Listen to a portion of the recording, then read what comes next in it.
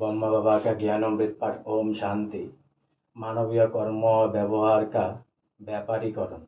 जिन देशों में धन कमाने और वस्तुओं के संग्रह और उपभोग की प्रवृत्ति से शिक्षा प्रणाली का दर्शन प्रभावित है, प्राय उन देशों में धन अपराध की मुख्य केंद्रीय प्रवृत्ति बन गया है। इन देशों में मनुष्यों के कर्म, व्यवहार और क्रिया व्यापार में बदल गए हैं। ऐसे समाज में हानि और लाभ पहले तय कर लिए जाते हैं और बाद में उसके अनुसार ही मानवीय संबंधों की रूपरेखा तय की जाती है। ऐसे समाज में सलाह देने तक की कीमत वसूली जाती है। इसीलिए बच्चों के लिए पाठ्यक्रम बनाते समय मानवीय मूल्यों का समावेश करना बहुत ही आवश्यक है। अन्यथा आने वाले समय में घर हमारे लिए इस धरती पर शांति और सुकून की अनुभूति का सबसे सुरक्षित स्थान नहीं रह जाएगा।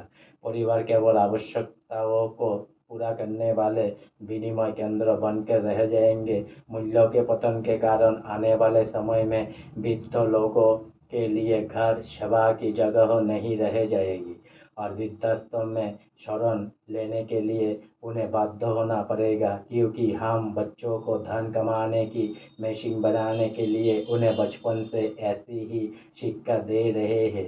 जब हमें सेवा के लिए बच्चों की आवश्यकता पड़ेगी तो सेवा भाव की कमी के कारण वे समयाभाव का रोएंगे और स्वयं सेवा ना करके वृद्धाश्रम का रास्ता दिखा देंगे। आज मेरा ब्रह्मा बाबा का ज्ञानामृत पाठ यहीं पर समाप्त हुआ है, इसलिए ज़्यादा से ज़्यादा सब्सक्राइब करिए और ज़्यादा से ज़्यादा लाइक करिए। सभी सुस्त रहिए, सभी उल्लास उमंग के साथ रहिए, सभी को हेल्प करते रहिए और फिर से एक बार बोलिए ओम शांति।